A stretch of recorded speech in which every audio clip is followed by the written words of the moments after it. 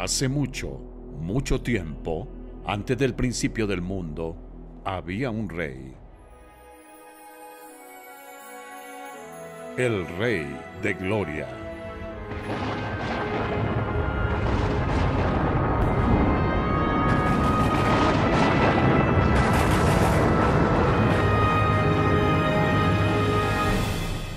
Este rey era mucho más grande y muy superior a cualquier persona o cosa que tú y yo pudiéramos imaginar. En la infinitud de la eternidad, Él era el único rey, y su reino era el único reino. Un mundo de sabiduría, amor, gozo y paz. El reino no tenía necesidad de sol ni de estrellas, porque el rey mismo era su luz. El reino no conocía límites en cuanto a su tamaño, pero sí en cuanto a sus súbditos. Algunos dicen que el rey no tenía súbditos. ¿O sí? Uno de los primeros misterios de este rey era que incluso cuando solo existía él, nunca estaba solo. Aún así, quiso compartir su vida con otros seres inteligentes. De modo que este rey bueno y sabio hizo una esfera celestial con millones de seres espirituales resplandecientes y superinteligentes llamados ángeles. Los conocía a todos por nombre y quería que ellos a su vez le conocieran a él. La vida junto al rey era una aventura sin fin. Pero el rey quería algo más que ángeles. Así que creó un reino de tiempo, espacio y materia, un universo deslumbrante, con un planeta luminoso que se convertiría en el hogar de una comunidad de criaturas asombrosas llamadas humanos. A diferencia de los ángeles, la familia humana empezó con tan solo dos seres, un hombre y una mujer. Al igual que con los ángeles, el rey quería compartir su vida con ellos. Pero algo ocurrió. Algo terrible. Hubo una rebelión en el reino. Primero en el cielo y luego en la tierra. Un ángel rebelde se apoderó del reino de la tierra al capturar a los humanos. Pero al rey no le pilló desprevenido. En lo profundo del corazón del rey había un plan de rescate tan grande, tan misterioso, tan insólito, de tanto alcance, que tardaría miles y miles de años en llevarlo a cabo.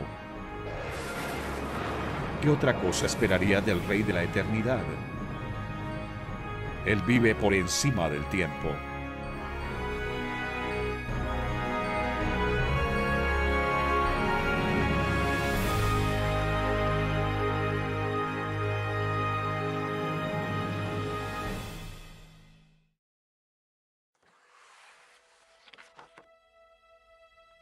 Para conocer al rey y su plan, debes conocer su libro.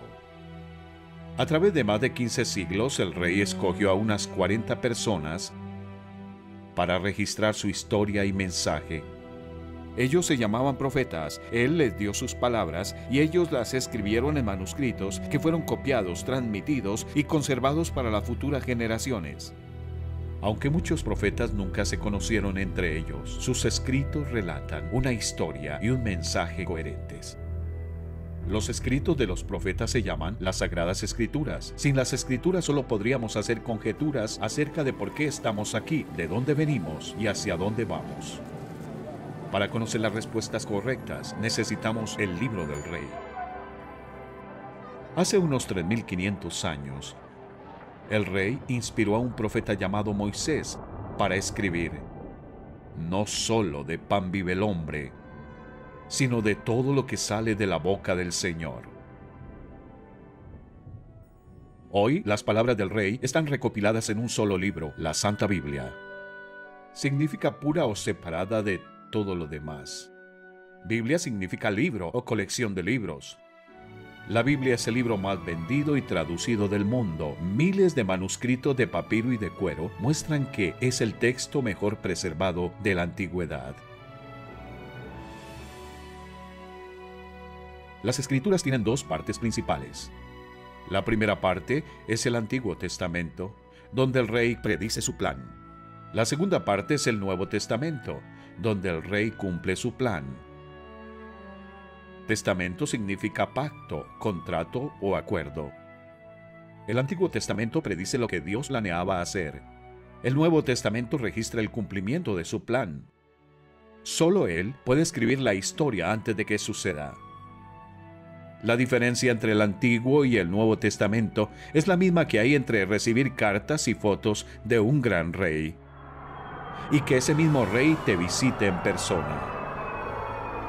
Las Escrituras llegaron primero a Oriente Medio, África, Asia y Europa, y después a las Américas y más allá.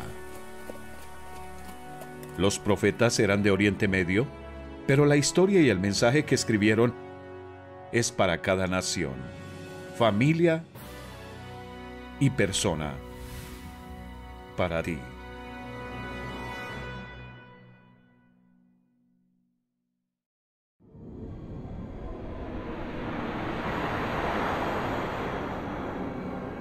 Si pudiéramos viajar hacia atrás en el tiempo y el espacio, atrás, atrás, muy atrás, antes de que hubiera personas, planetas o estrellas, podríamos ser testigos del poder y de la gloria detrás de las primeras palabras de las Escrituras. Dios en el principio creó los cielos y la tierra. Hoy día, muchas personas piensan que el mundo y sus maravillas llegaron a existir al margen de un creador que todo lo sabe. Sin embargo, las teorías de estas personas no explican adecuadamente el diseño complejo y el orden predecible del universo.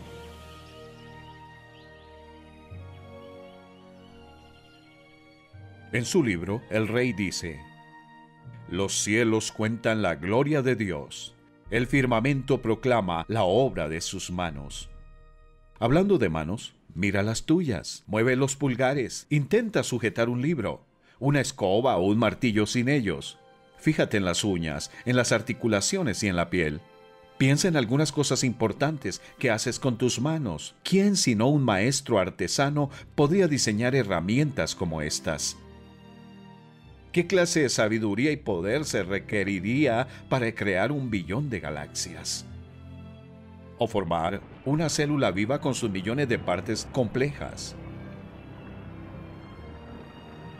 O tejer los hilos microscópicos de la célula con los códigos genéticos que hacen que tú seas tú. Hace unos 3000 años, un profeta y rey llamado David escribió: me hiciste en el vientre de mi madre. Te alabaré porque formidables y maravillosas son tus obras. ¿Te gustaría conocer a aquel que te formó?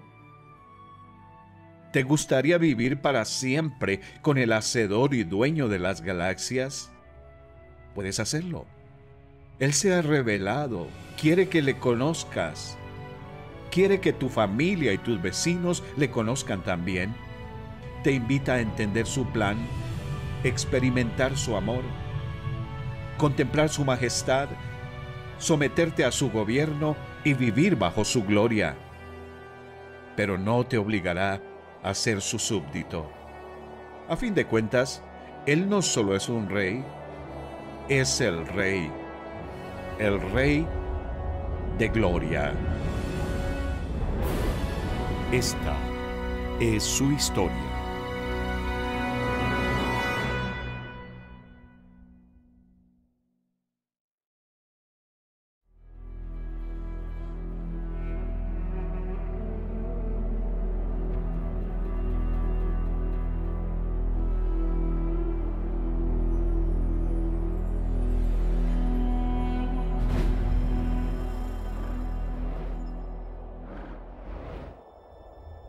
El libro de Dios comienza de una manera digna de un rey. Nos dice lo que quiere que sepamos y nada más. Dios en el principio creó los cielos y la tierra.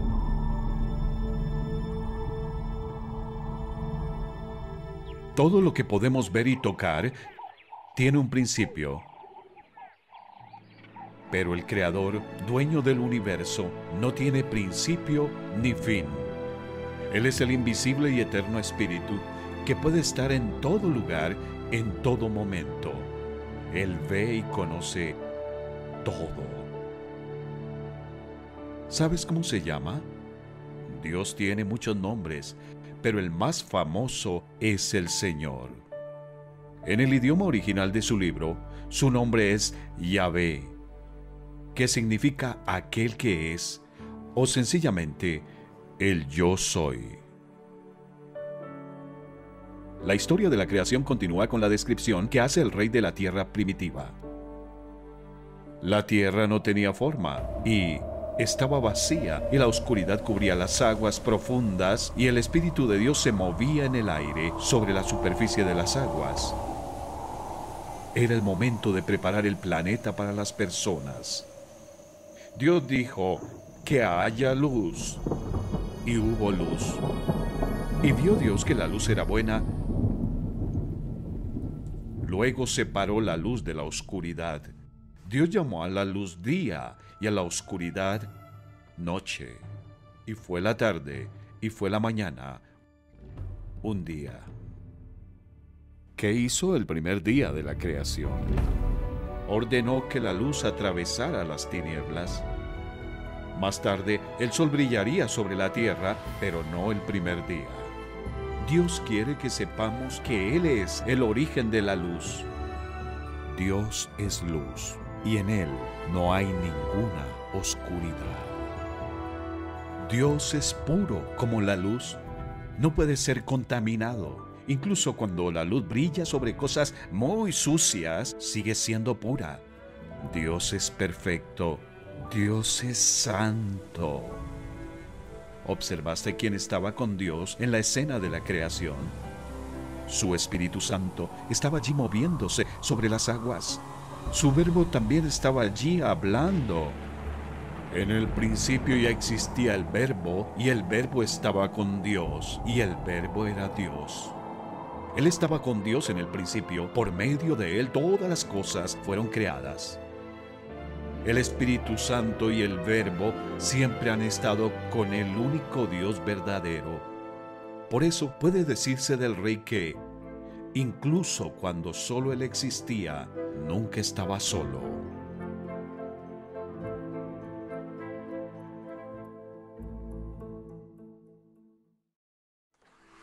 En 6 días ordenados, el Rey creó un mundo hermoso y fenomenal. Solo habló y aparecieron maravillas perfectamente diseñadas. El primer día, Dios dijo, que haya luz, y hubo luz. El segundo día, hizo la atmósfera de la tierra con el cielo azul que vemos y el aire invisible que respiramos. Dios diseñó el cielo con una mezcla perfecta de gases que sustentan la vida, como el oxígeno y el nitrógeno. El tercer día, Dios dijo, aparezca la tierra seca. Y así fue. Después dijo, que la tierra produzca vegetación. Al instante hierba, plantas, flores y frutas empezaron a crecer, cada una con su propia semilla. El cuarto día, Dios mandó que el sol y la luna brillaran y que indicaran los años, los meses y los días de la tierra. También hizo las estrellas. El quinto día Dios dijo: que las aguas se colmen de peces y de otra forma de vida, que los cielos se llenen de aves de toda clase, y así sucedió. El sexto día, Dios dijo: que la tierra produzca toda clase de animales, animales domésticos, animales pequeños y animales salvajes. Dios hizo a cada ser viviente con la capacidad de reproducirse según su misma especie y de cuidar de su prole. Y vio Dios que era bueno. Reinaba la paz. En el principio, todos los animales eran dóciles. No se maltrataban ni se comían entre ellos. Las plantas proporcionaban el alimento. Reinaba el orden. Funcionando como un reloj, el sol se mantendría a la distancia correcta de la Tierra. La luna cambiaría de luna nueva a luna llena. La Tierra reciclaría su aire, agua y desechos. Bien gobernado, al reino de la tierra jamás le faltaría ninguna cosa buena. Sería el hogar ideal para la humanidad. Cada día de la creación nos da una pista de cómo es Dios. Día 1 nos muestra que Dios es santo, es perfecto y puro como la luz. Dios es todopoderoso. Hizo y sustenta la atmósfera. Día 3, Dios es bueno. Creó miles de plantas y alimento para nosotros. Día 4, Dios es fiel. El sol y la luna permanecen en sus órbitas. Día 5, Dios es vida. Puso los peces en el mar y las aves en el cielo. Día 6, Dios es amor. Después de crear a los animales, había llegado el momento de formar a las criaturas sobre las que derramaría su amor. Era tiempo de crear a los seres especiales que podrían reflejar su santidad, poder, bondad, fidelidad, vida y amor.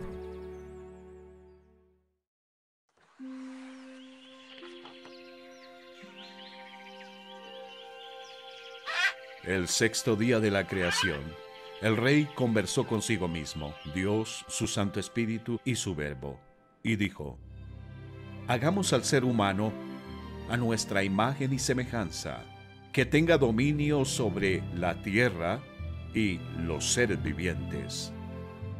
Y Dios creó al ser humano a su imagen, lo creó a imagen de Dios, hombre y mujer los creó. Cuando las Escrituras dicen que creó a las personas a su propia imagen, no significa que Dios es como nosotros, sino que debemos reflejar su naturaleza y personalidad. Así como las monedas romanas llevaban grabada la imagen del emperador, la humanidad llevaba grabada la imagen de Dios. El primer hombre y la primera mujer fueron creados con la capacidad de pensar, amar y hablar como su creador para que pudieran disfrutar de una relación cercana con él.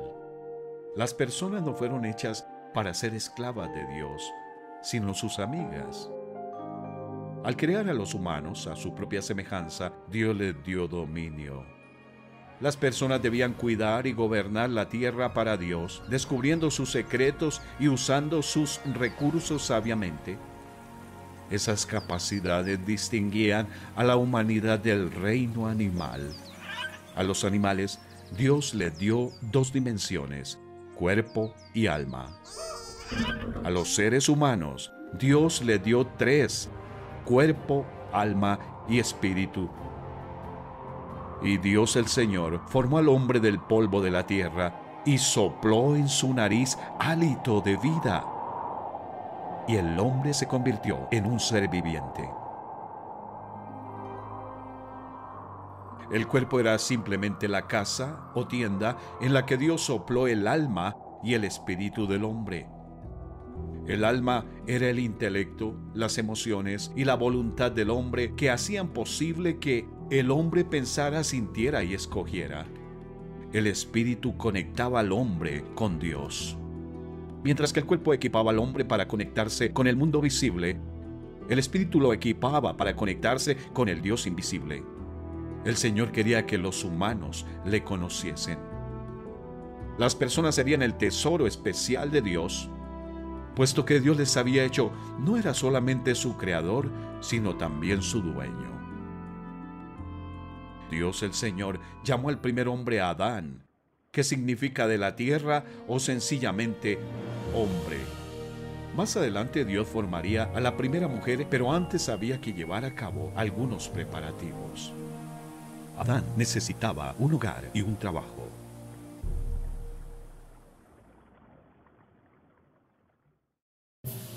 Después de formar el primer cuerpo humano del polvo de la tierra y soplar vida en él, Dios plantó un huerto en Edén en algún lugar del Oriente Medio. Un río cristalino fluía a través del huerto. Dios el Señor hizo que creciera toda clase de árboles hermosos, los cuales daban frutos buenos y apetecibles. En medio del jardín hizo crecer el árbol de la vida y también el árbol del conocimiento del bien y del mal. Dios el Señor tomó al hombre y lo puso en el jardín del Edén para que lo cultivara y lo cuidara. Dios el Señor no le preguntó a Adán si quería vivir en Edén. Dios era el creador y dueño del hombre. Sabía lo que era mejor para el hombre. El hogar de Adán estaba lleno de deleites inagotables, cosas para ver, oír, oler, tocar y saborear. Arroyos cristalinos, pájaros cantores, flores fragantes, criaturas peludas, frutas jugosas, verduras crujientes, bayas dulces, bosques misteriosos, rocas coloridas, bichos fascinantes y billones de otras maravillas esperando para ser descubiertas. Sin embargo, el hombre fue hecho para algo más que explorar y comer. Dios hizo a Adán para ser la cabeza de la raza humana.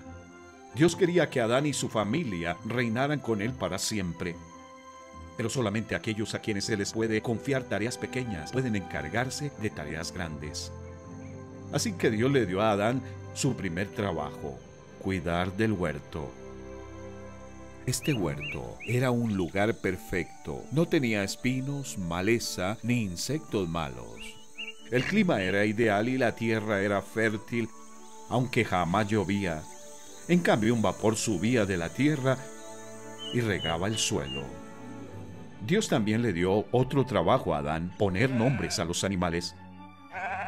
El Señor le trajo las criaturas para ver qué nombre les pondría. Imagina la escena. Se acercan a galope dos animales con crines largas y sueltas y piernas poderosas. Adán los observa detenidamente, acaricia sus espaldas y los llama caballos. En respuesta a la llamada del Creador, un ave enorme con pico ganchudo y alas extendidas desciende en picado. Águila, dice Adán. Después pasó una fiera con pelaje naranja y rayas negras. ¿Cómo crees que lo llamó? Así el hombre fue poniéndole nombres a todos los animales domésticos, a todas las aves del cielo y a todos los animales del campo. El Edén era el lugar perfecto para que el hombre conociera a su Creador. Había llegado el momento de ponerle una prueba a Adán.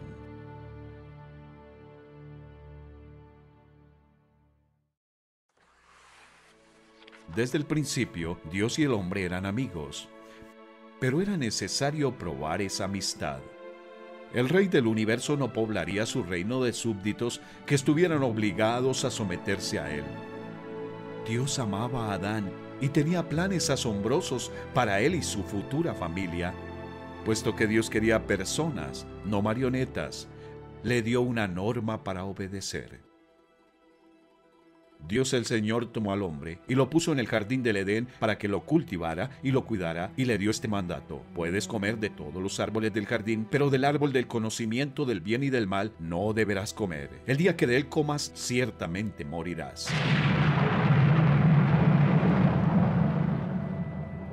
No era un mandamiento difícil. Adán podía comer de todos los frutos del huerto, excepto uno. Al obedecer esta norma sencilla, Adán demostraría que confiaba en que su creador sabía lo que era mejor para él. ¿Qué dijo Dios que le pasaría a Adán si quebrantaba esta norma? Le dijo Dios que si comía el fruto prohibido, debía empezar a hacer ritos religiosos, usar rosarios, ayunar, dar limosnas, ir a una iglesia, sinagoga, mezquita o templo y tratar de hacer las suficientes buenas obras como para compensar las malas. ¿Eso fue lo que dijo Dios? No, no fue lo que dijo. Dios le dijo a Adán: el día que de él comas, ciertamente morirás. Desobedecer la ley de Dios se llama pecado. El castigo por quebrantar la norma de Dios sería la muerte.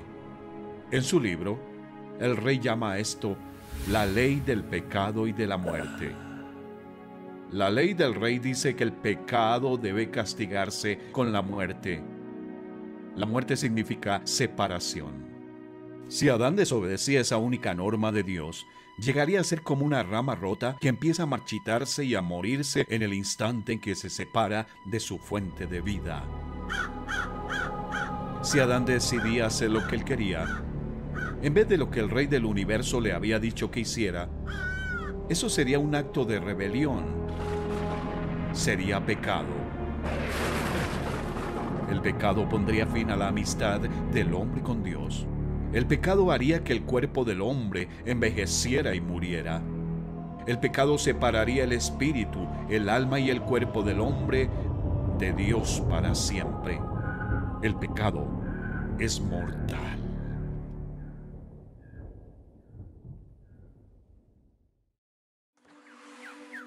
Después de darle al primer hombre un trabajo que hacer y una norma que obedecer, había llegado el momento de que Dios formara a la primera mujer. Luego Dios el Señor dijo: no es bueno que el hombre esté solo, voy a hacerle una ayuda adecuada. Entonces Dios el Señor hizo que el hombre cayera en un sueño profundo y, mientras éste dormía, le sacó una costilla y le cerró la herida. De la costilla que le había quitado al hombre, Dios el Señor hizo una mujer y se la presentó al hombre, el cual exclamó: esta sí es hueso de mis huesos y carne de mi carne. Se llamará mujer, porque del hombre fue sacada. ¿Has observado quién hizo la primera cirugía y quién concertó el primer matrimonio? Sí, fue Dios. Mujer significa tomada del hombre. Más tarde Adán llamó a su esposa Eva, que significa madre de todos. Aunque Dios le dio papeles diferentes, hizo al hombre y a la mujer iguales en valor. Igual que Adán, Eva fue creada a imagen de Dios. Ella también fue hecha para conocer a su creador dueño, reflejar su personalidad y disfrutar una relación feliz con él para siempre. Dios miró todo lo que había hecho y consideró que era muy bueno. Y vino la noche y llegó la mañana. Ese fue el sexto día.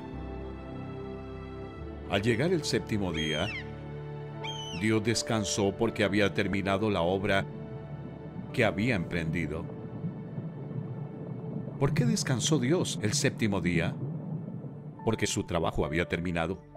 Además, al crear nuestro mundo en 6 días y descansar el séptimo, estableció la semana de 7 días, un ciclo de trabajo y descanso que aún se practica en todo el mundo. El Señor cuidaba de Adán y de Eva como un padre sabio y amoroso. Cada tarde, venía al huerto para caminar y hablar con ellos. Ellos se sentían felices y cómodos en su presencia. Estaban ambos desnudos, Adán y su mujer, pero no se avergonzaban. Imagina un mundo perfecto, habitado por una pareja perfecta en estrecha amistad con su creador perfecto. Así eran las cosas al principio. ¿Qué falló?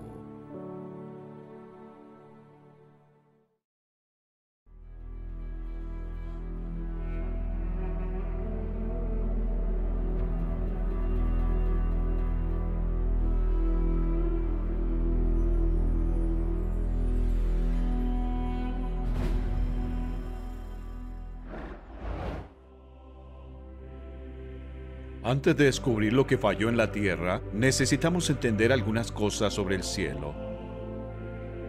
Este otro mundo, también llamado el paraíso, es un lugar de luz pura. Colores fascinantes, música emocionante, conversación que satisface y misterios revelados. Las actividades más sencillas del cielo sobrepasan los placeres más grandes de la tierra. El cielo es otra dimensión, es el hogar del Rey. El mayor atractivo de este lugar feliz es el Rey mismo. Cada rincón de la ciudad celestial está diseñado para reflejar su majestad. La ciudad era de oro puro, semejante a cristal pulido. La descripción más detallada del cielo se registra en el último libro de las Escrituras, el Apocalipsis. Dios permitió que el profeta Juan echara una mirada al cielo y le dijo que escribiera lo que veía. Vi un trono en el cielo y a alguien sentado en el trono. Alrededor del trono había un arco iris que se asemejaba a una esmeralda. Del trono salían relámpagos, estruendos y truenos. Delante del trono había algo parecido a un mar de vidrio como de cristal transparente. Luego miré y oí la voz de muchos ángeles que estaban alrededor del trono. El número de ellos era millares de millares y millones de millones. Repetían sin cesar: Santo, Santo, Santo es el Señor Dios Todopoderoso, el que era y que es y que ha de venir. Ángel significa mensajero o siervo. Los ángeles son seres espirituales. Como su creador, los ángeles son invisibles para el hombre, excepto cuando son enviados a misiones en las que necesitan ser vistos. El Rey del Cielo los hizo antes de hacer a los seres humanos. En su libro nos dice que todos los ángeles gritaban de alegría al verle crear el mundo. Dios dio a sus ángeles la capacidad de conocer, obedecer, alabar y servirle para siempre. Los ángeles no eran esclavos de Dios. Igual que con los seres humanos, Dios no les obligó a someterse a Él. Quería siervos felices y dispuestos. Las Escrituras hablan acerca de un ángel de alto rango a quien Dios había dado gran inteligencia, belleza y poder. Si conoces la historia de este ángel, sabes de dónde vino el mal.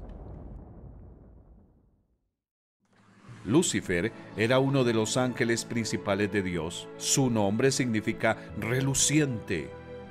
Las escrituras de los profetas describen a Lucifer como el modelo de la perfección, lleno de sabiduría y de exquisita belleza. Pero entonces Lucifer empezó a mirarse a sí mismo en vez de mirar a su gran creador rey. Por primera vez en la historia, un ser creado se enorgulleció de sí mismo. Cegado por su propia hermosura e inteligencia y olvidando a quien le había creado, Lucifer dijo en su corazón: subiré al cielo para poner mi trono por encima de las estrellas de Dios. Escalaré hasta los cielos más altos y seré como el Altísimo. Lucifer quería ser rey. Quería que se hiciera su voluntad en lugar de la voluntad de Dios. El pecado había entrado en el universo.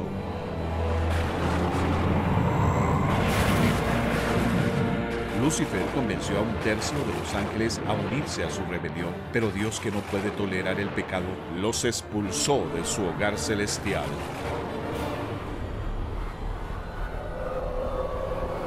El nombre de Lucifer se cambió por Satanás, que significa acusador.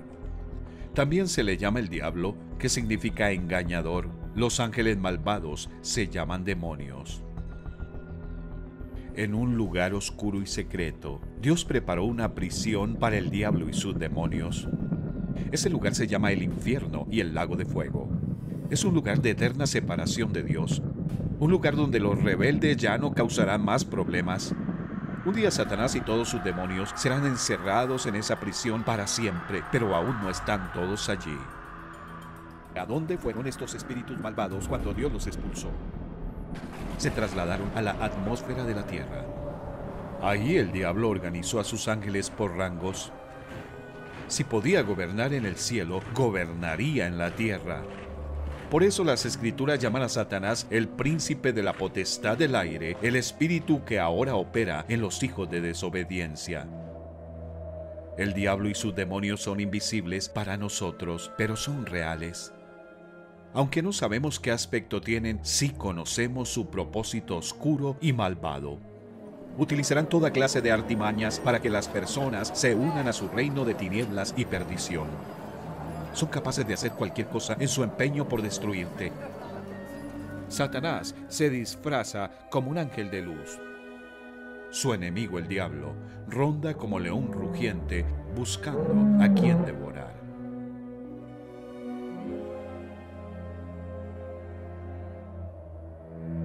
Volvamos ahora a la historia de nuestros primeros padres.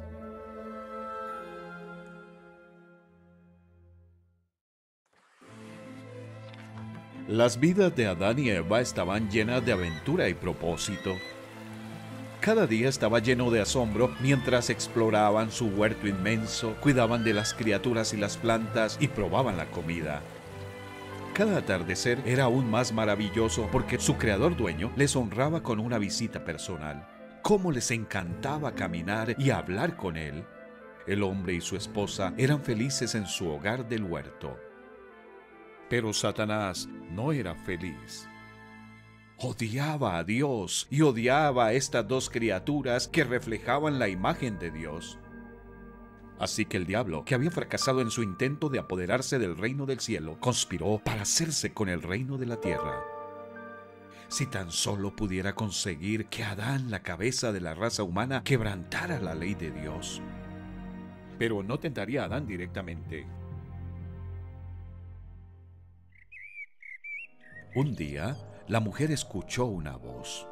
No era Adán, no era Dios. Era una serpiente. Para Eva, un reptil que hablaba no era más que otro nuevo descubrimiento. No tenía ni idea que el enemigo de Dios estaba utilizando a la serpiente. Tampoco sabía que Satanás quería usarla para tentar a Adán a quebrantar la ley de Dios. La serpiente había esperado pacientemente. Sus ojos calculadores acechaban a la mujer. Entonces, en el momento oportuno, les siseó. ¿Es verdad que Dios les dijo que no comieran de ningún árbol del jardín? Satanás quería que Eva dudara de la palabra de Dios. También quería que pensara que Dios les estaba ocultando algo bueno a ella y su esposo. Podemos comer del fruto de todos los árboles, respondió la mujer, pero en cuanto al fruto del árbol que está en medio del jardín, Dios nos ha dicho, no coman de ese árbol ni lo toquen, de lo contrario morirán. Pero la serpiente le dijo a la mujer, no es cierto, no van a morir. Dios sabe muy bien que cuando coman de ese árbol se les abrirán los ojos y llegarán a ser como Dios, conocedores del bien y del mal. ¿Qué haría Eva?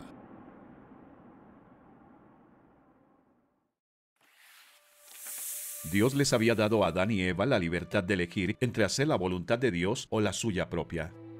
El Señor sabía que era mejor para estas criaturas especiales que Él había creado a su propia imagen. Quería que Adán y Eva confiaran en Él, incluso cuando no comprendieran las razones tras su gobierno. Solo Dios podía prever el alcance de las terribles consecuencias del mal. Y fue por eso que le había dicho a Adán, puedes comer libremente del fruto de cualquier árbol del huerto, excepto del árbol del conocimiento del bien y del mal. Si comes de su fruto, sin duda morirás. Pero ahora la serpiente le había dicho a Eva, no es cierto, no van a morir. ¿En quién debería confiar Eva? ¿En su creador o en una criatura? Esto fue lo que pasó. La mujer quedó convencida. Vio que el árbol era hermoso y su fruto parecía delicioso, y quiso la sabiduría que le daría. Así que tomó del fruto y lo comió. Después le dio un poco a su esposo que estaba con ella, y él también comió. Ella lo comió, él lo comió. Eva comió el fruto prohibido porque las trampas de Satanás la engañaron. Adán lo comió porque escogió intencionalmente ir por su propio camino en vez de ir por el camino de Dios. En lugar de someterse a su Creador santo y amoroso, la humanidad se rindió ante el enemigo. Nuestros primeros padres pecaron.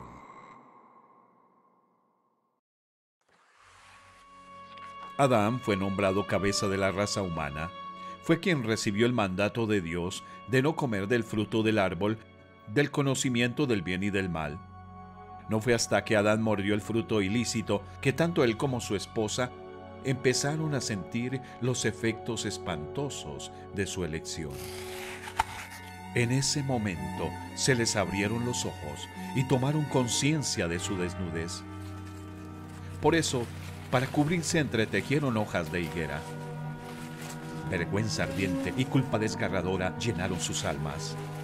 Se sintieron inmundos por dentro y por fuera. El pecado trajo vergüenza. Antes de quebrantar la ley de Dios, Adán y Eva eran conscientes de la presencia de Él y no se avergonzaban. Se sentían honrados de estar con su Creador, reflejar su imagen y ser sus amigos. Pero cuando comieron del árbol del conocimiento del bien y del mal, tomaron conciencia de sí mismos y se avergonzaron. El honor fue sustituido por la vergüenza. Intentaron cubrir su vergüenza con hojas de higuera, pero ningún esfuerzo propio podía solucionar su problema. Eran incapaces de deshacerse del pecado que había invadido sus almas. Eran incapaces de restaurar el honor que habían perdido. Era la tarde. Pronto su Creador santo y amoroso vendría para su visita vespertina. La idea de verle sacudía sus cuerpos con descargas de terror. ¿Qué les diría? ¿Qué le dirían ellos a él?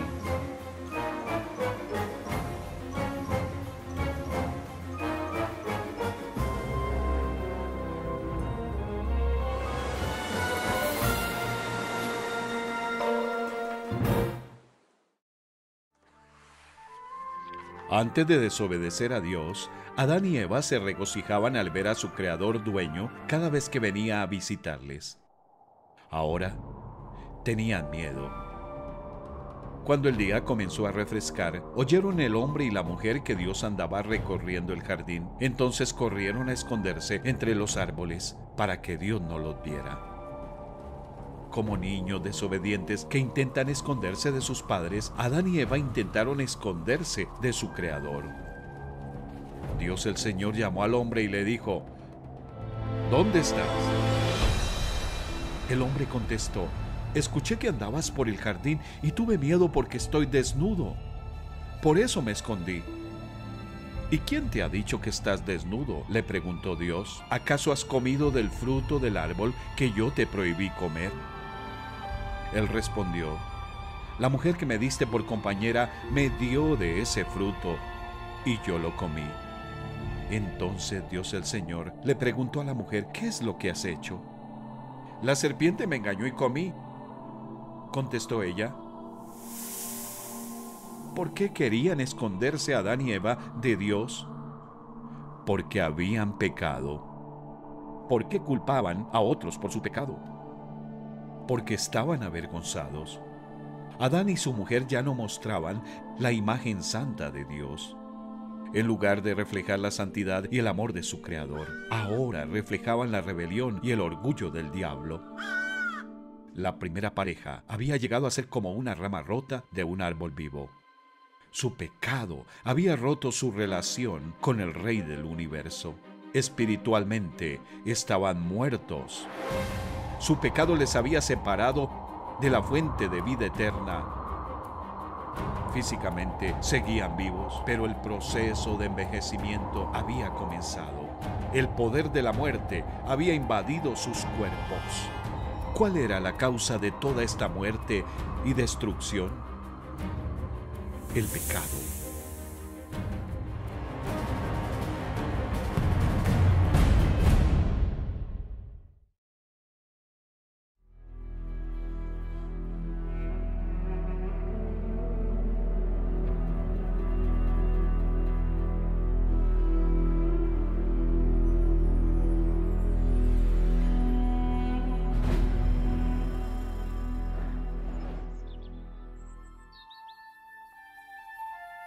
Al principio de la historia humana, Dios y el hombre estaban juntos, reinaban la paz y el gozo.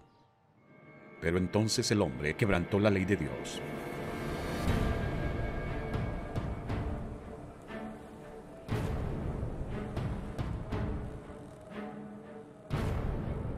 El mismo día que pecaron Adán y Eva, Dios anunció algunas de las consecuencias de gran alcance de su pecado. A la mujer le dijo: darás a luz a tus hijos con dolor, desearás a tu marido, y él te dominará. Antes de que el pecado entrara en escena, Eva se regocijaba en el amor y el cuidado abnegado de su marido, pero ahora sus naturalezas, contaminadas por el pecado, añadirían conflicto y dolor al gozo del matrimonio. Después, Dios le dijo al hombre: maldita será la tierra por tu culpa. Con penosos trabajos comerás de ella todos los días de tu vida. La tierra te producirá cardos y espinas. Te ganarás el pan con el sudor de tu frente hasta que vuelvas a la misma tierra de la cual fuiste sacado, porque polvo eres y al polvo volverás. Debido a su pecado, Adán y Eva habían perdido el dominio sobre la tierra. Su mundo incluiría ahora espinas, dolor, tristeza, enfermedad y muerte. Algunos estamos tan acostumbrados a este sufrimiento que lo aceptamos como normal. Pero ¿formaba parte del diseño original de Dios que un rosal fragante tuviera espinas y dientes? ¿O que el asombro del parto incluyera dolor intenso? ¿O que esos seres creados a imagen de Dios envejecieran y murieran? No, Dios no diseñó la creación original para batallar contra sí misma. Fue por causa del pecado del hombre que la tierra cayó bajo la maldición de Dios. La humanidad había pecado y debía morir. La ley del pecado y de la muerte lo exigía. La muerte es separación. El pecado produce 3 terribles separaciones. Número 1, muerte espiritual. El espíritu del hombre separado de Dios. Número 2, muerte física. El espíritu y el alma del hombre separados de su cuerpo y de sus seres queridos. Número 3, muerte eterna. El espíritu, el alma y el cuerpo del hombre separados de Dios, para siempre en el lago de fuego. El hombre no tenía forma de salvarse de la maldición del pecado. ¿Había alguna esperanza?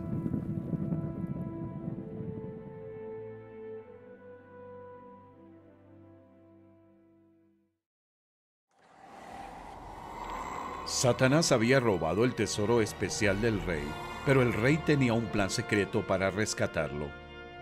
Como el precio de rescate que el rey planeaba pagar era increíblemente alto, ni los demonios ni los seres humanos entenderían su plan hasta que lo cumpliera. El mismo día que Satanás capturó la raza humana, Dios le dijo a la serpiente: por causa de lo que has hecho, maldita serás entre todos los animales, tanto domésticos como salvajes. Te arrastrarás sobre tu vientre y comerás polvo todos los días de tu vida. Cuando Dios creó a las serpientes, tenían patas, pero como Satanás usó a la serpiente para llevar a la humanidad al pecado, Dios la maldijo, obligándola a deslizarse por el suelo. ¿Sabías que los pitones y las boas tienen protuberancias pequeñas bajo la piel donde antes tenían patas? Al hacer que las serpientes fueran las más bajas de todas las criaturas, Dios le dio a la familia humana un recordatorio visual de que en su propio tiempo Él aplastará a aquella serpiente antigua que se llama Diablo y Satanás y que engaña al mundo entero. A continuación, Dios le dijo a Satanás que había usado a la serpiente: pondré enemistad entre tú y la mujer, y entre tu simiente y la de ella. Su simiente te aplastará la cabeza, pero tú le morderás el talón. Esta fue la primera de muchas profecías en las que poco a poco Dios daría a conocer su plan secreto para rescatar a las personas de Satanás, del pecado y de la muerte. Pero para esconder este plan de Satanás y sus seguidores, el rey puso la profecía en clave. Dios prometió enviar un Salvador a la tierra, la simiente de una mujer. El Salvador tendría una madre humana, pero no un padre humano, sería conocido como el Mesías, que significa el escogido. Satanás mordería el talón del Mesías, pero el Mesías aplastaría la cabeza de Satanás. ¿Qué significa todo esto?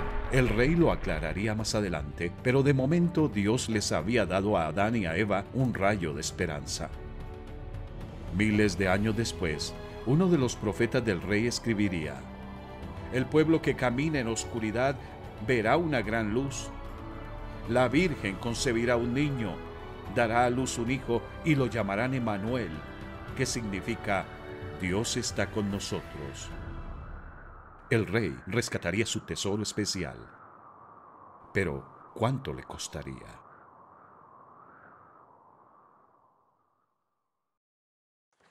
¿Recuerdas qué hicieron Adán y Eva después de comer el fruto prohibido? Se vistieron con hojas de higuera.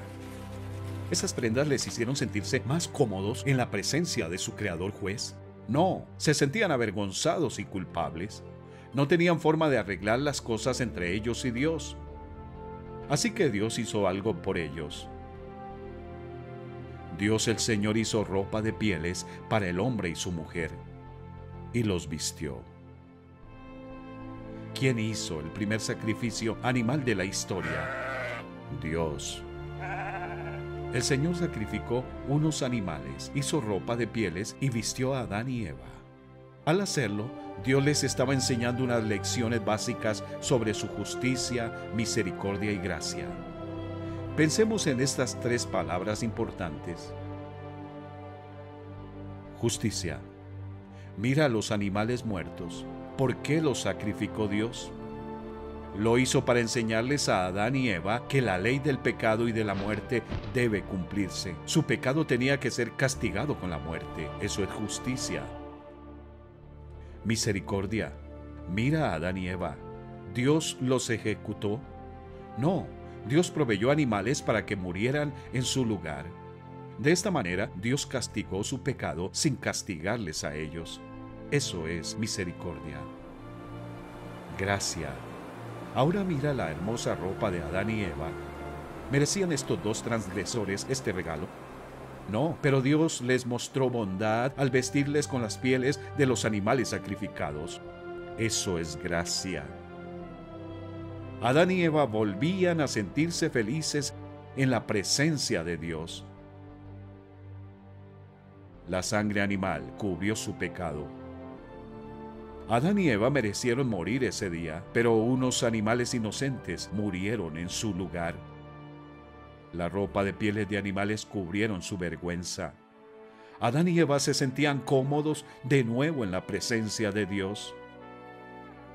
Miles de años más tarde, un profeta de Dios escribió: me llené de alegría en el Señor mi Dios, pues Él me vistió con ropas de salvación y me envolvió en un manto de justicia. Solo Dios tiene una forma de restaurar a los pecadores.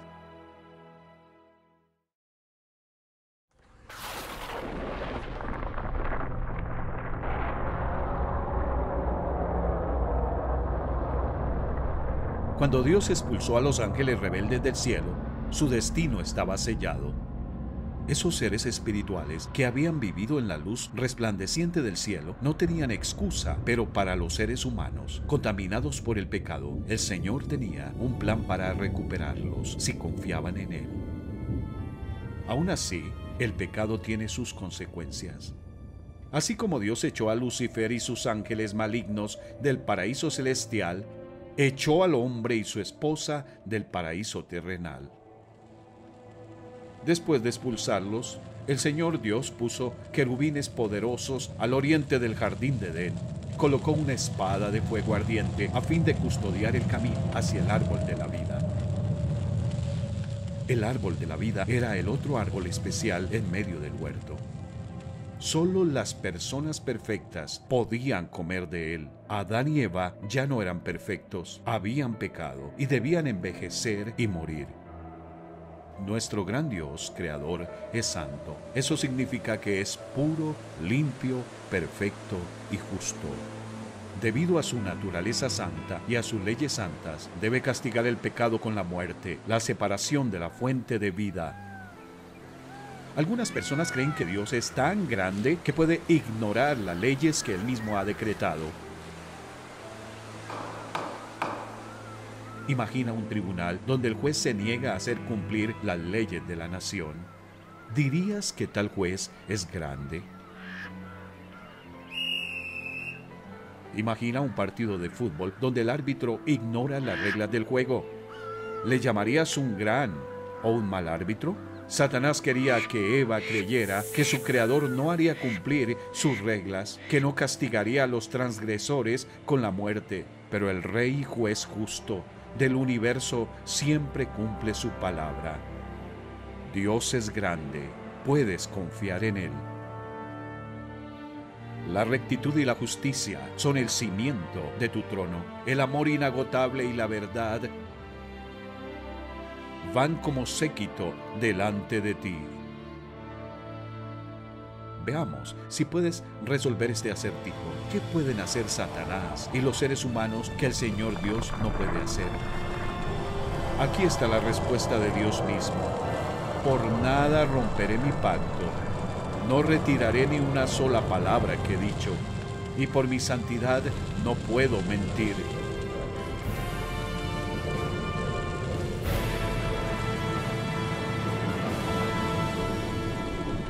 El Rey del universo no puede faltar a su palabra.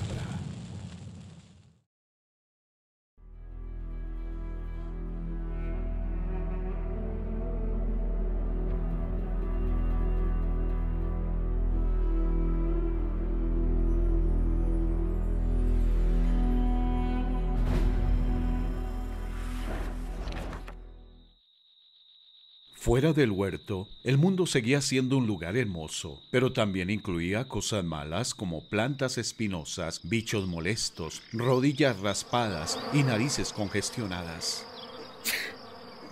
Muchos animales ya no eran mansos, no era fácil encontrar alimentos. Adán y Eva se veían obligados a trabajar duro solo para llenar sus estómagos hambrientos. También experimentaron momentos de felicidad y alegría. El hombre se unió a su mujer Eva, y ella concibió y dio a luz a Caín, y dijo: con la ayuda del Señor he tenido un hijo varón. Al primer bebé del mundo, Eva le llamó Caín, que significa posesión. ¡Qué precioso tesoro les había dado Dios! Quizá pensó que su hijo sería el Salvador prometido, pero pronto descubrió que su niñito hermoso era terco y egoísta, igual que sus padres. Más tarde, cuando nació su segundo hijo, Eva le llamó Abel, que significa vanidad o nada.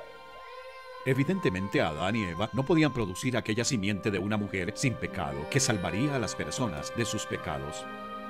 En vez de reflejar la imagen santa de Dios, los hijos de Adán y Eva reflejaban sus propias naturalezas torcidas por el pecado. Adán tuvo otros hijos y otras hijas, a su imagen y semejanza. Mira la ilustración. ¿Ves a Caín quitándole el melón a su hermanito? Actúa igual que sus padres que tomaron el fruto que no les pertenecía. Como una enfermedad contagiosa, el pecado de Adán y Eva afectó a sus hijos. Cuando Adán pecó, el pecado entró en el mundo. El pecado de Adán introdujo la muerte, de modo que la muerte se extendió a todos porque todos pecaron. Un proverbio africano dice: una rata solo puede producir crías que cavan. Un proverbio árabe expresa el mismo hecho: el hijo de un pato es nadador. Cuando nuestros primeros padres pecaron, se volvieron como una rama rota de un árbol. Así como cada ramita y hoja de la rama rota se ve afectada, cada miembro de la rama familiar de Adán se ve afectado por el pecado de Adán. Mucho tiempo después de la muerte de Adán, el profeta y rey David escribió: soy pecador de nacimiento. Así es desde el momento en que me concibió mi madre. Puede que no nos guste escucharlo, pero sabemos que es verdad.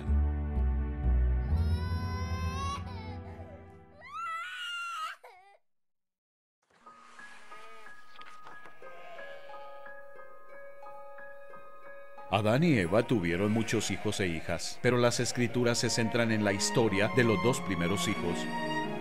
Abel se dedicaba a pastorear ovejas, Caín a labrar la tierra. Tanto Caín como Abel eran buenos trabajadores, tenían conocimiento de su Creador. Ambos querían que Dios les recibiese y aceptase su adoración. Ambos tenían el mismo problema, el pecado. No solo habían nacido pecadores, sino que vivían como pecadores. Cada día pensaban, hablaban y actuaban de formas que no reflejaban la naturaleza pura y amorosa de Dios. En su libro, el Rey del Universo llama a esto pecado. Todos hemos pecado. Nadie puede alcanzar la meta gloriosa establecida por Dios. ¿Había alguna forma en la que Dios pudiera perdonar a Caín y Abel y declararles justos ante sus ojos? Sí, pero sería muy costosa. Sin derramamiento de sangre, no hay perdón. La ley inquebrantable del universo, la ley del pecado y de la muerte, debía cumplirse. El pecado tenía que ser castigado con la muerte. Por eso, el camino del perdón del Rey exigía una muerte. Aunque el pecador merecía morir, Dios aceptaría la sangre de determinados animales como el cordero. El cordero no podía estar enfermo, herido o sucio. Tenía que estar sano y limpio. Tenía que ser un cordero perfecto. El cordero sería sacrificado y quemado. Moriría en lugar del pecador culpable. El cordero sería el sustituto del pecador. Un día, los dos hermanos trajeron ofrendas a Dios, pero solo uno trajo la ofrenda correcta. Tiempo después, Caín presentó al Señor una ofrenda del fruto de la tierra. Abel también presentó al Señor lo mejor de su rebaño, los primogénitos con su grasa. ¿Cuál de las ofrendas crees que Dios aceptó?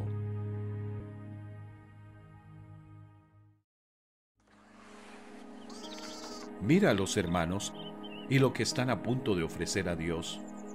Mira los altares. Un altar era una plataforma elevada, normalmente hecha de piedra o tierra. Era un lugar de muerte. Elevaba la ofrenda entre el cielo y la tierra, entre Dios y el hombre. Todo lo que se ofrecía sobre el altar debía quemarse con fuego. Dios siempre cumple la justicia, pero desea mostrar misericordia. ¿Cómo podía hacer las dos cosas? ¿Cómo podía castigar al pecador sin castigar al pecador? Mucho después del tiempo de Caín y Abel, Dios le dijo al profeta Moisés: porque la vida de toda criatura está en la sangre, yo mismo se la he dado a ustedes sobre el altar para que hagan propiciación por ustedes mismos, ya que la propiciación se hace por medio de la sangre. Pondrá su mano sobre la cabeza de la víctima, la cual será aceptada en su lugar y le servirá de propiciación. ¿Qué significa propiciación? Tiene que ver con pagar el precio exigido de rescate para que los pecados puedan ser cubiertos, limpiados y perdonados. En los tiempos del Antiguo Testamento, Dios dijo que aceptaría la sangre derramada de corderos, carneros, machos cabríos, toros y palomas sanos como paga por los pecados de la gente. Esa sangre ofrecía expiación, cubriría el pecado, pero solo hasta el día en el que Dios ofreciera un sacrificio perfecto para pagar el verdadero precio exigido por la ley del pecado y de la muerte. Ahora mira a Caín y lo que está a punto de ofrecer a Dios. ¡Qué hermosa selección de frutas y hortalizas! ¿Cuánto tuvo que trabajar para producir esta ofrenda? Pero no podía cubrir sus pecados porque no tenía sangre, no conllevaba muerte.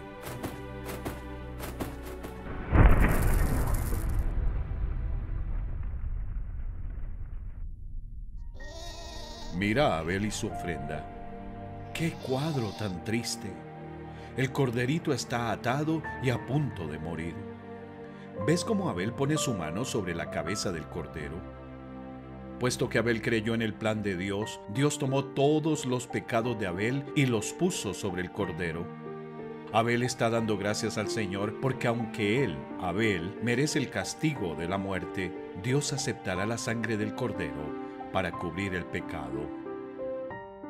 La ley de Dios exigía que todo pecador fuese castigado con la muerte, pero Dios, en su justicia y misericordia, aceptaría la muerte de un cordero en su lugar. Dios llama esto la ofrenda por el pecado. La ley de la ofrenda por el pecado libró a Abel de la ley del pecado y de la muerte. Pero, ¿qué pasó con Caín?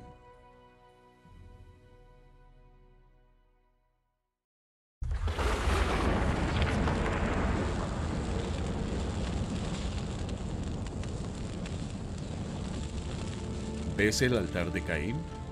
¿Qué hay sobre él? Cosechas marchitas. Ahora mira el altar de Abel. ¿Qué hay sobre él? Sangre y cenizas. ¿Qué opinaba Dios de estos dos hermanos y su adoración? El Señor miró con agrado a Abel y a su ofrenda, pero no miró así a Caín ni a su ofrenda. No se nos dice de qué manera mostró Dios su aprobación por el sacrificio de Abel, ni su rechazo de la ofrenda de Caín. Las Escrituras solo dicen, fue por la fe que Abel presentó a Dios una ofrenda más aceptable que la que presentó Caín. La ofrenda de Abel demostró que era un hombre justo y Dios aprobó sus ofrendas. Dado que Abel confió en el Señor y en su plan, fue perdonado y declarado justo.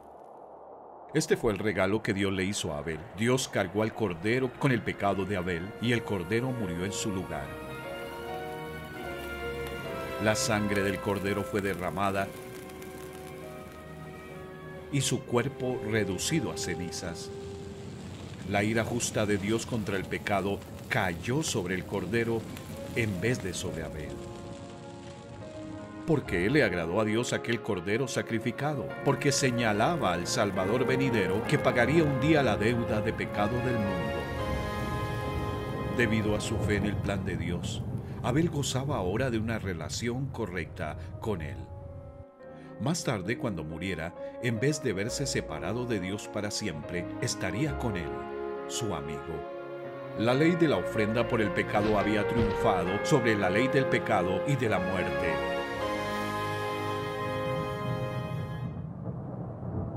Caín se acercó a Dios, pero hizo caso omiso de la ley que exige que el pecado sea castigado con la muerte. Caín era religioso, pero no gozaba de una relación correcta con Dios. La ley del pecado y de la muerte seguía ciñéndose sobre él como una nube negra. Si no confiaba en Dios y en su plan, nunca le conocería como amigo. Se encontraría con Dios como juez. Algunas personas intentan justificar a Caín diciendo, Caín era agricultor, ofreció lo que tenía, pero Dios no quería lo que él tenía. Caín podía haber cambiado algo de sus cosechas por uno de los corderos de Abel, o puesto su mano sobre la cabeza del cordero de Abel y adorado en el mismo altar. ¿Qué haría Caín?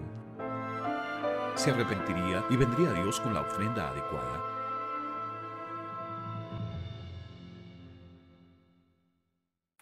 El Señor rechazó la ofrenda de Caín. Sin embargo, Dios le seguía amando y le animaba a arrepentirse. ¿Qué significa arrepentirse? Supón que quieres viajar a cierta ciudad. Después de subir al tren, te das cuenta de que te subiste al equivocado. ¿Qué haces? Admites tu error, te bajas y te subes al tren correcto. Eso es lo que significa arrepentirse. Arrepentirse quiere decir cambiar de parecer, dar la espalda a lo que es falso y someterse a lo que es verdadero. Arrepentirse ante Dios no significa que debo castigarme a mí mismo por mis pecados. Significa que debo ver mi pecado como Dios lo ve. Dios quería que Caín se arrepintiera, que dejara de confiar en su propio camino y siguiera el de Dios. Esto hizo que Caín se enojara mucho y se veía decaído. ¿Por qué estás tan enojado?, preguntó el Señor a Caín. ¿Por qué te ves tan decaído? Serás aceptado si haces lo correcto, pero si te niegas a hacer lo correcto, entonces ten cuidado. El pecado está a la puerta, al acecho y ansioso por controlarte, pero tú debes dominarlo y ser su amo. Caín era demasiado orgulloso para arrepentirse. Había sido humillado por su hermano. Se desharía de esa humillación y recobraría el honor a su propia manera. Cierto día, Caín dijo a su hermano: «Salgamos al campo». Mientras estaban en el campo, Caín atacó a su hermano Abel y lo mató.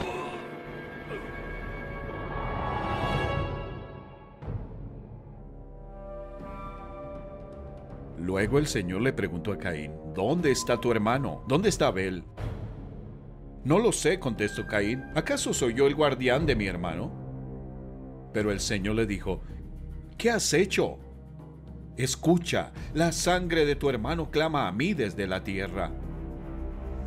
El alma y el espíritu de Abel se habían ido a estar con el Señor, pero su cuerpo volvería al polvo de la tierra hasta un día futuro, cuando Dios transformará ese polvo en un cuerpo glorioso, adecuado para la eternidad.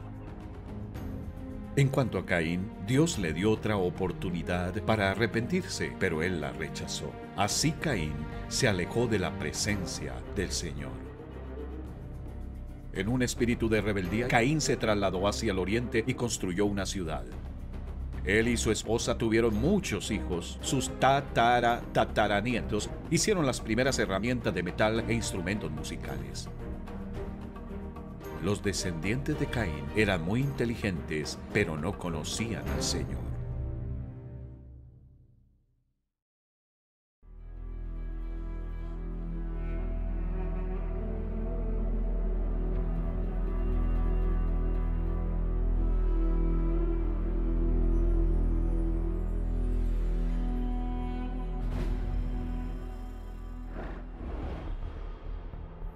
Después de 10 largas generaciones, desde el primer pecado de Adán, Dios dio este triste informe sobre la familia humana. La maldad del ser humano en la tierra era muy grande y todos sus pensamientos tendían siempre hacia el mal.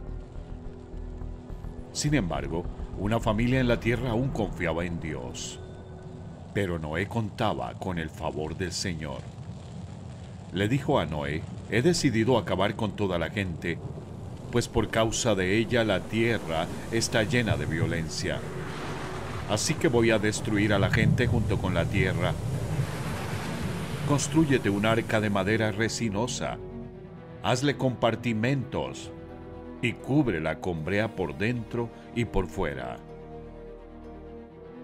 Esta barcaza espaciosa de 3 pisos, con la longitud de un campo de fútbol y medio, tendría espacio suficiente para albergar a una pareja de cada especie animal y 7 parejas de animales sacrificados en las ofrendas por el pecado.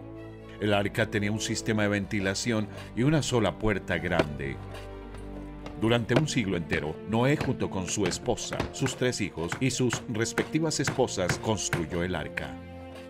Mientras trabajaba, Noé advertía al mundo del juicio venidero de Dios, pero la gente se limitaba a burlarse de él.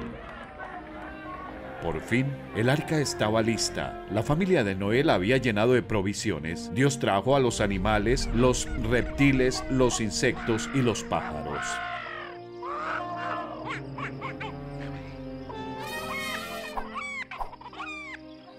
¡Qué espectáculo verlos entrar al arca y acomodarse en sus miles de compartimientos! Noé y su familia también entraron. ¿Entró alguien más a este lugar seguro? No, así que Dios cerró la puerta.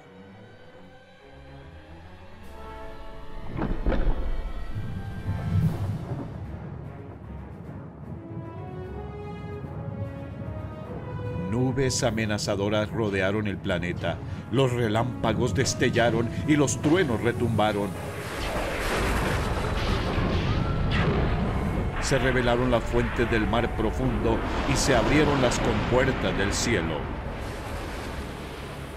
40 días y 40 noches llovió sobre la tierra. Fue el peor desastre natural de la historia.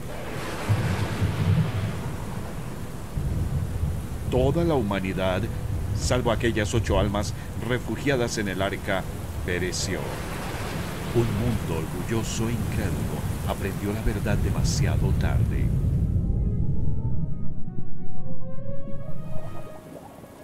Los registros geológicos y fósiles afirman el relato bíblico. Desde el Sahara hasta el Himalaya, se encuentran fósiles marinos en los grandes desiertos y montañas del mundo. En su misericordia, Dios es paciente. En su justicia juzgará el pecado.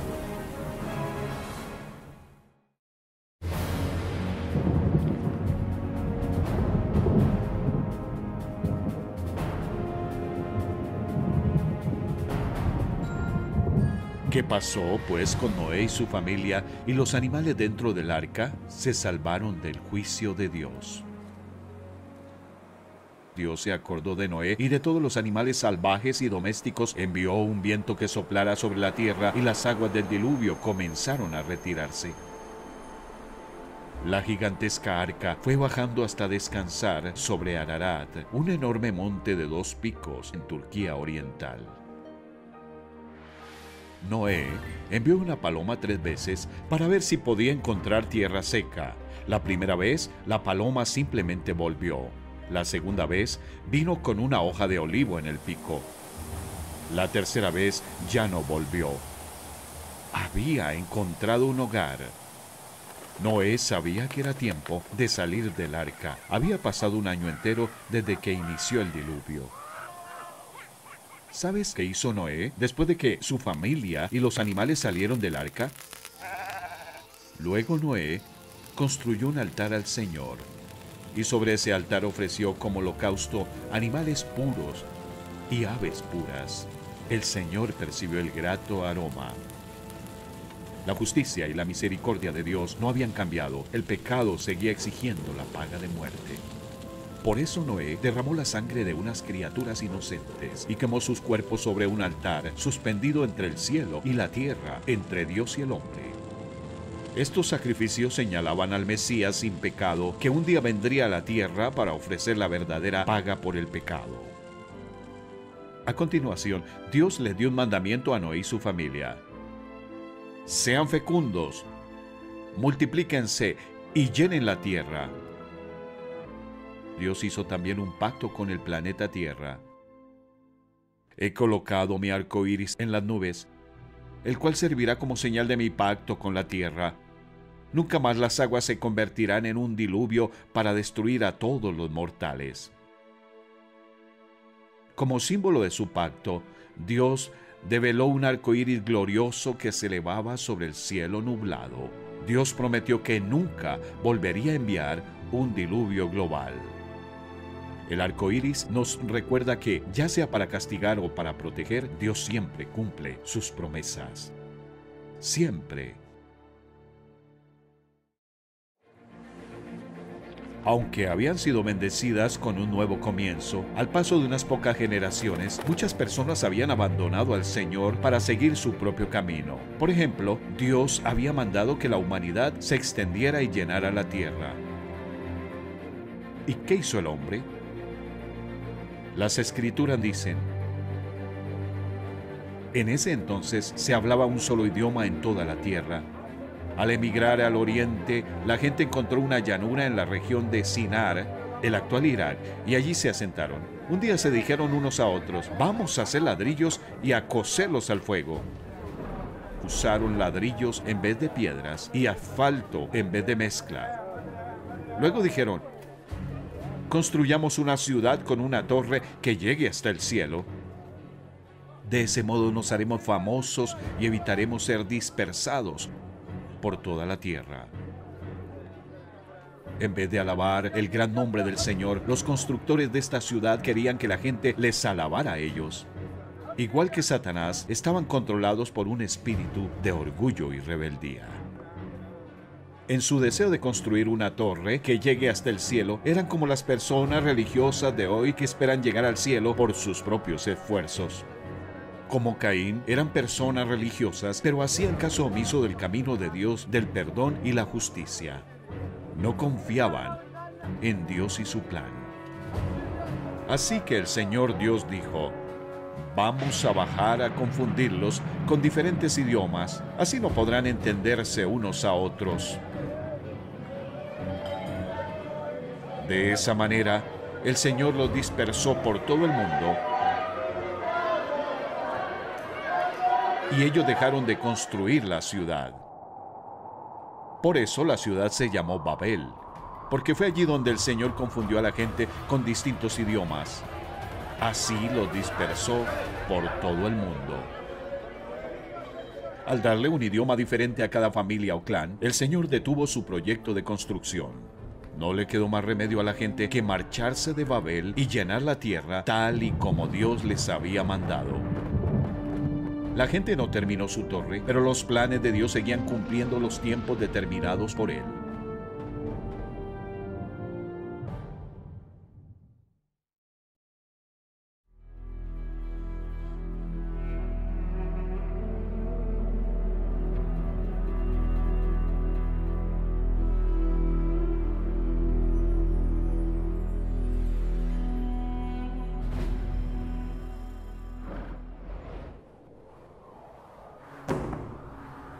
Habían pasado 10 generaciones desde el tiempo del profeta Noé. Satanás tenía a las naciones bajo su control absoluto, o eso parecía. En vez de confiar en el Señor, la gente confiaba en sus religiones. Algunas naciones adoraban al sol, en lugar de adorar a aquel que lo creó. Otras veneraban a la luna. Corría aproximadamente el año 1925 a.C. En una tierra al noroeste de Arabia vivía un anciano llamado Abraham. Más adelante, Dios cambió su nombre a Abraham, que significa padre de una multitud. Abraham tenía 75 años. Sara, su esposa, tenía 65. No tenían hijos.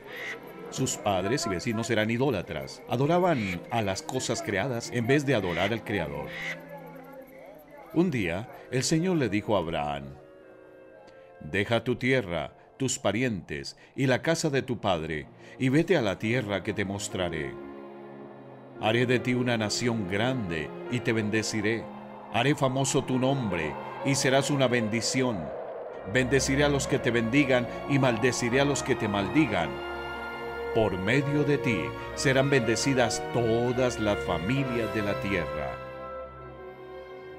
El Señor quería hacer un pacto con Abraham si estaba dispuesto a dejar a la familia de su padre y marchar a una tierra desconocida.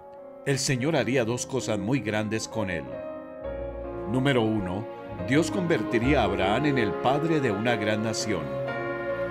Número 2, a través de esa nación nueva, Dios bendeciría a la gente de todas las naciones. Si Abraham estaba dispuesto a confiar en el Señor y seguirle, se convertiría en el padre de una nación de la que saldrían los profetas, las escrituras y el Salvador del mundo. ¿Qué hizo Abraham? Por la fe, Abraham, cuando fue llamado para ir a un lugar que más tarde recibiría como herencia, obedeció y salió sin saber a dónde iba. No fue fácil para Abraham y su esposa dejar a sus parientes y abandonar la religión familiar. Sin embargo, escogieron soportar las críticas de su entorno social con el fin de seguir al único Dios verdadero. Confiar en Dios y obedecerle no siempre es fácil, pero siempre es lo mejor.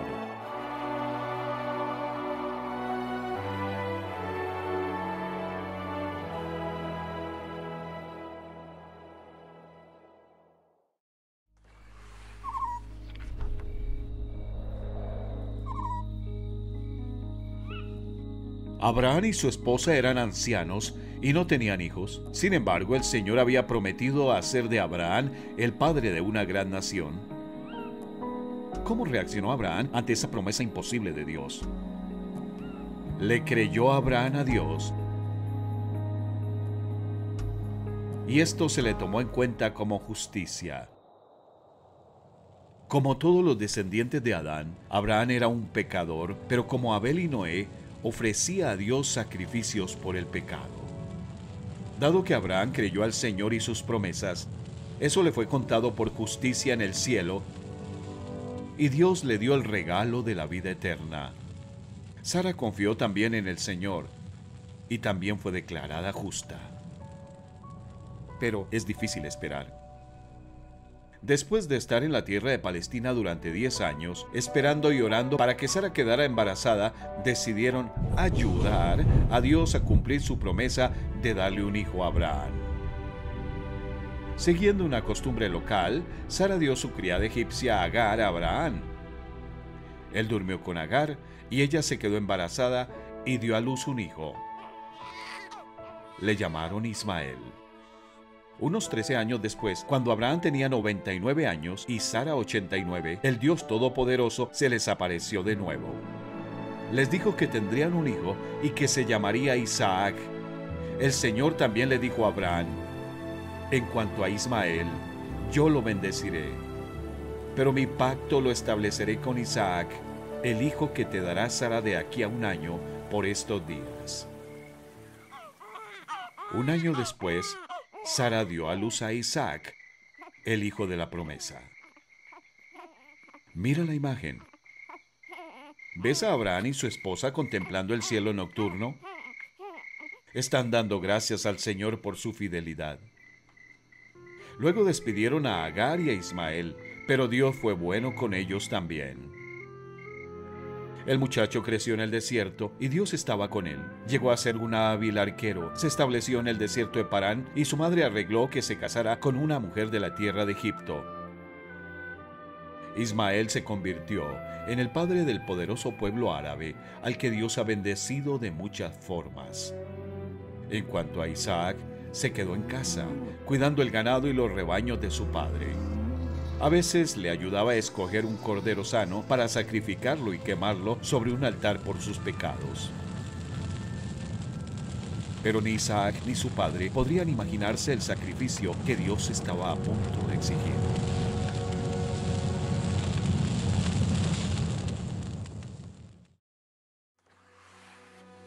Dios planeaba usar a Abraham y a su hijo para presentar al mundo profecías e ilustraciones sobre su plan para rescatar a las personas del pecado y de la muerte.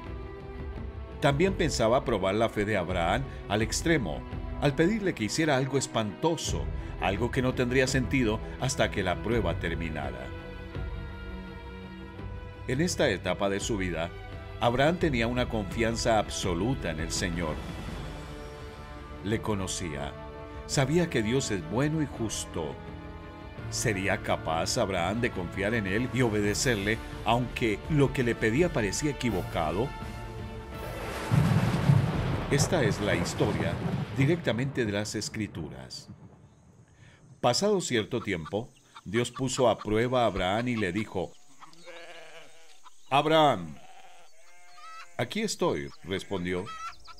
Y Dios le ordenó: «Toma a tu hijo, el único que tienes y al que tanto amas, y ve a la región de Moria. Una vez allí ofrécelo como holocausto en el monte que yo te indicaré».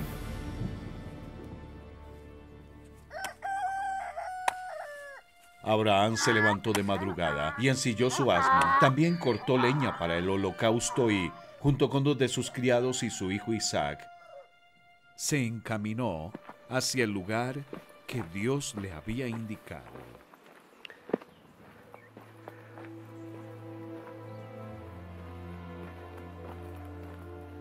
Al tercer día, Abraham alzó los ojos y a lo lejos vio el lugar. Entonces les dijo a sus criados: «Quédense aquí con el asno, el muchacho y yo seguiremos adelante para adorar a Dios y luego regresaremos junto a ustedes». Abraham tomó la leña del holocausto y la puso sobre Isaac, su hijo. Él, por su parte, cargó con el fuego y el cuchillo. Y los dos siguieron caminando juntos. Isaac le dijo a Abraham: «Padre». «Dime, hijo mío», respondió Abraham. «Aquí tenemos el fuego y la leña», continuó Isaac, «pero ¿dónde está el cordero para el holocausto?» «El cordero, hijo mío, lo proveerá Dios», le respondió Abraham. Y siguieron caminando juntos.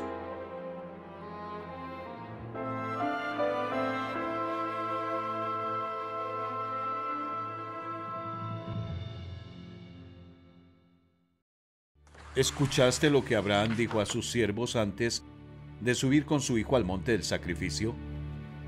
El muchacho y yo seguiremos para adorar a Dios, luego regresaremos junto a ustedes. ¿Cómo podría regresar el hijo de Abraham si iba a morir y su cuerpo sería quemado?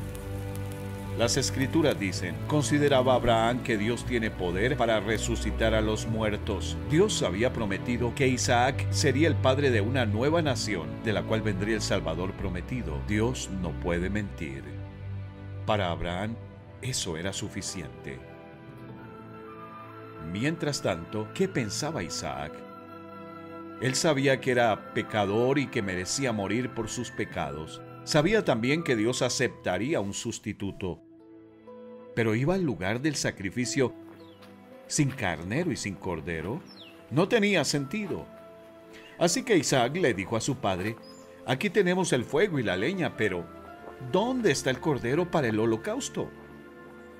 El cordero, hijo mío, lo proveerá Dios, le respondió Abraham. Continuemos con la historia. Cuando llegaron al lugar señalado por Dios, Abraham construyó un altar y preparó la leña. Después ató a su hijo Isaac y lo puso sobre el altar encima de la leña. Entonces tomó el cuchillo para sacrificar a su hijo. Pero en ese momento el ángel del Señor le gritó desde el cielo: ¡Abraham! ¡Abraham! Aquí estoy, respondió.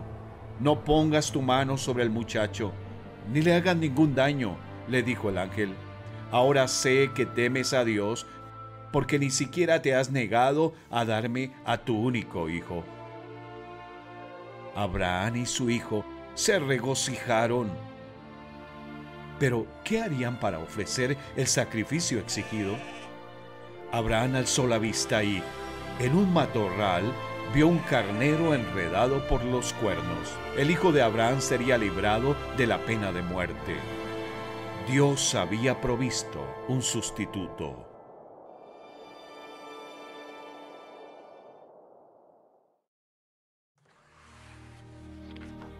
¿Cómo rescató Dios al hijo condenado a muerte de Abraham? Proporcionó un animal inocente y sin mancha para morir en su lugar. Abraham alzó la vista y, en un matorral, vio un carnero enredado por los cuernos. Fue entonces tomó el carnero y lo ofreció como holocausto en lugar de su hijo.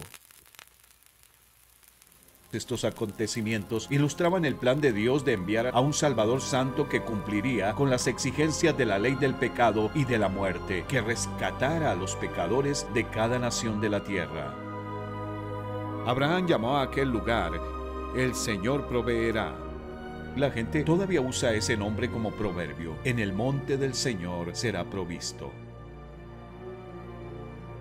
¿Por qué llamó Abraham al monte El Señor proveerá en vez de El Señor ha provisto? ¿No acababa Dios de proveer un rescate? Al llamar al monte El Señor proveerá, el profeta Abraham predecía el día en que, en ese mismo monte, Dios mismo proveería un sacrificio con sangre tan costoso que Dios lo aceptaría como la paga completa de la deuda de pecado del mundo, para que todo el que creyera en ese sacrificio no se perdiera, mas tuviera vida eterna. Unos 1900 años después de que el profeta Abraham ofreciera el carnero sobre el altar, el mismísimo Salvador prometido recordaría ese acontecimiento histórico y diría: Abraham, el padre de ustedes, se regocijó al pensar que vería mi día, y lo vio y se alegró. Mientras el humo del carnero subía hacia el cielo, Dios le permitió a Abraham vislumbrar un futuro holocausto que se sacrificaría sobre aquel mismo monte. De repente, la respuesta de Abraham a la pregunta de su hijo, ¿dónde está el cordero?, cobró un sentido más profundo. El cordero, hijo mío, lo proveerá Dios. Para Abraham y su hijo, Dios aún no había provisto un cordero. Había provisto un carnero. ¿Dónde estaba el cordero? En el monte perfecto, Dios mismo daría la respuesta.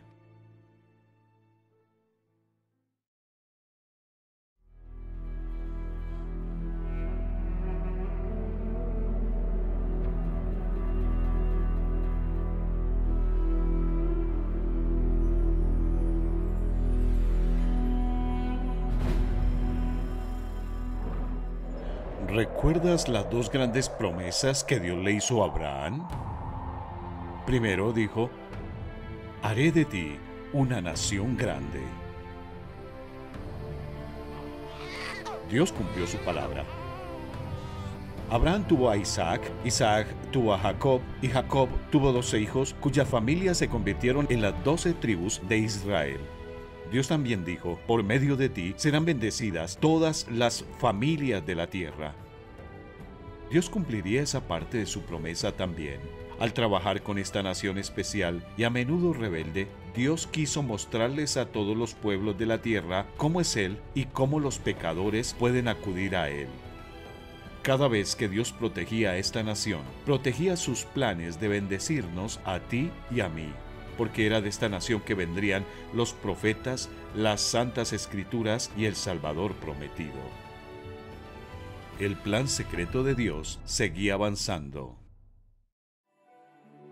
Alrededor de 1500 a.C., Dios llamó a Moisés, un descendiente de Abraham, para ser su profeta.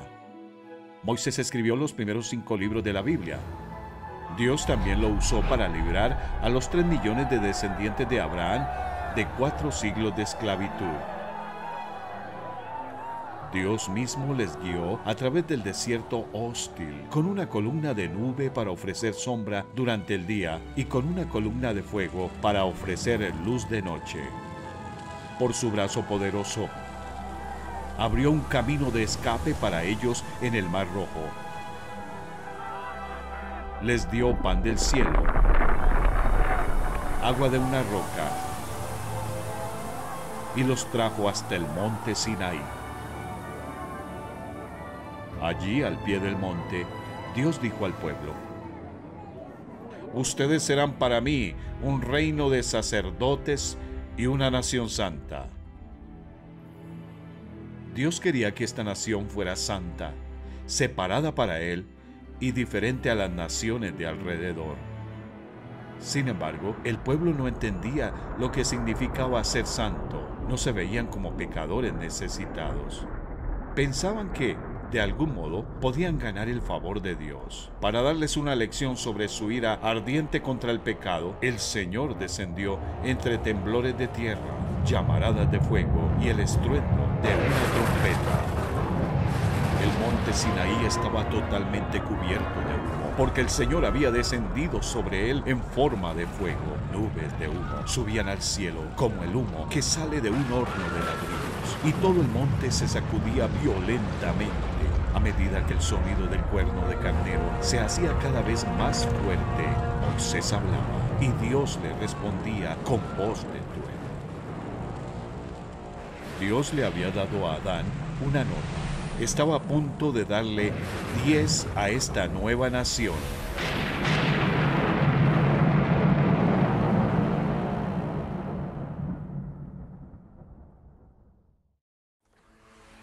La mayoría de la gente creía que era lo suficientemente buena para ser el pueblo de Dios. Así que el Señor le dio los 10 mandamientos, primero desde el monte Sinaí con voz de trueno y después escritos en 2 tablas de piedra. Leamos los 10 mandamientos. Número 1. No tengas ningún otro Dios aparte de mí. Número 2. No te hagas ninguna clase de ídolo, porque yo soy el Señor tu Dios.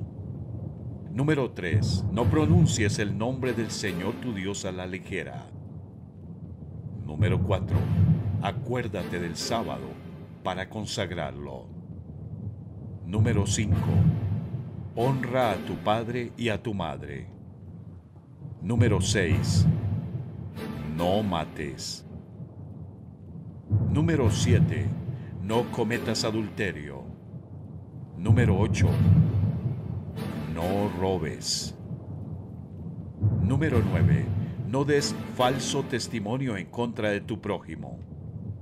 Número 10. No codicies su esposa ni nada que le pertenezca. El Señor le dijo a Moisés que debían obedecer las 10 normas a la perfección.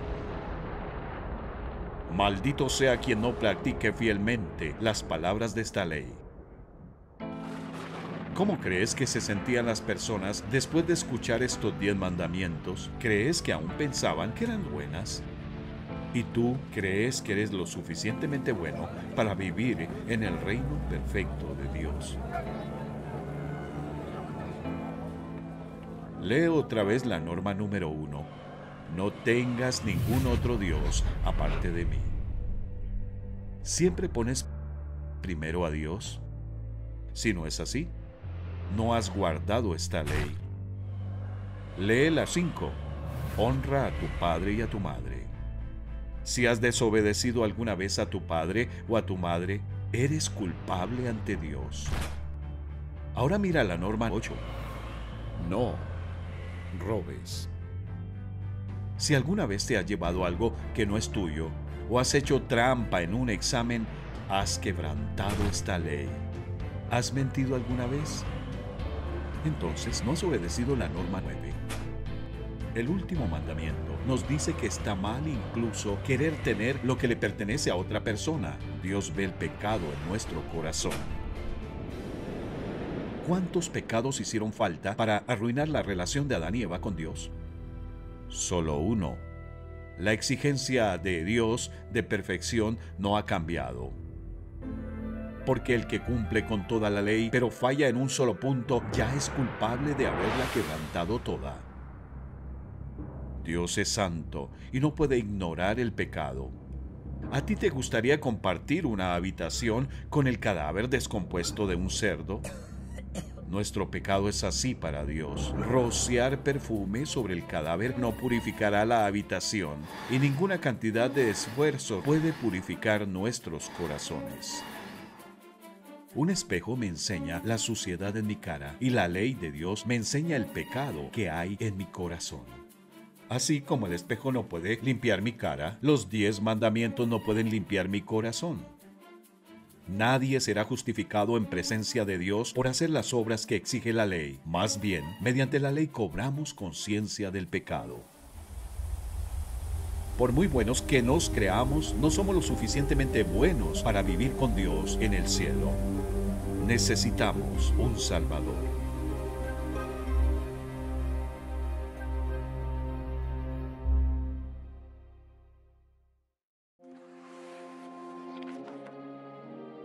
Los 10 mandamientos dieron a la nueva nación un criterio claro del bien y del mal. Eso fue algo bueno, pero la ley de Dios también trajo malas noticias. Mostró al pueblo que tenía un problema muy serio. Debido a sus pecados, todos debían morir y ser separados de Dios. El Señor seguiría aceptando la sangre derramada de corderos, toros, machos cabríos y tórtolas para cubrir sus pecados. El mismo día que Dios dio sus 10 mandamientos con voz de trueno, también dijo a Moisés: háganme un altar y ofrézcanme sobre él sus holocaustos. ¿Ves a Moisés con la mano sobre la cabeza del cordero? ¿Ves a la gente extendiendo sus manos hacia el cordero? Creen a Dios y su camino de perdón, y por eso sus pecados son cargados sobre el cordero inocente. Después, el cordero sería sacrificado sobre el altar. La sangre derramada cubriría los pecados del pueblo. Luego el cuerpo del animal se quemaría hasta quedar reducido a cenizas. Aquellas cenizas mostrarían al pueblo lo que Dios había hecho con sus pecados. Habían sido perdonados. Pero este sistema de ofrecer la sangre de animales por el perdón de pecados solo era una ilustración de lo que Dios realmente exigía. El sistema bajo la ley de Moisés era un anticipo de lo porvenir, no las cosas buenas en sí mismas. Se repetían los sacrificios una y otra vez, año tras año, pero nunca pudieron limpiar por completo. Si los sacrificios hubieran podido limpiar por completo, habrían dejado de ofrecerlos, porque los adoradores se habrían purificado una sola vez y para siempre, y habrían desaparecido los sentimientos de culpa. Pero, en realidad, esos sacrificios les recordaban sus pecados año tras año, pues no es posible que la sangre de los toros y las cabras quite los pecados. Los animales no fueron creados a imagen de Dios. El valor de un cordero no es igual al valor de un hombre. Así como no puedes llevar un coche de juguete a un concesionario y ofrecerlo como pago por un vehículo real, Asimismo, la sangre de un cordero no podía pagar el alto precio exigido por la ley del pecado y de la muerte. Hacía falta un sacrificio mejor. Aunque los sacrificios de animales no podían quitar la deuda de pecado, ofrecían a los pecadores una ilustración de aquel que sí podía quitarla.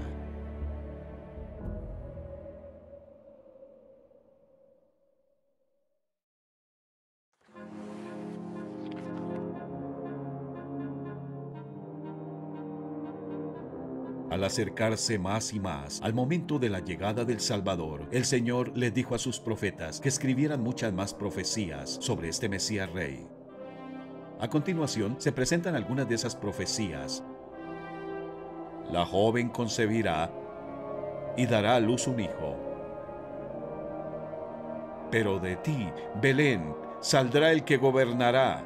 Sus orígenes se remontan hasta la antigüedad, hasta tiempos inmemoriales. Porque nos ha nacido un niño, y se le darán estos nombres: Admirable, Dios fuerte, Príncipe de paz. Su Dios vendrá a salvarlos. Se abrirán entonces los ojos de los ciegos, y se destaparán los oídos de los sordos. Saltará el cojo como un ciervo. Como cordero fue llevado al matadero. Me han traspasado las manos y los pies. El Salvador prometido venía. Pero, ¿cuándo? ¿Y quién sería? ¿Cómo se cumplirían estas profecías?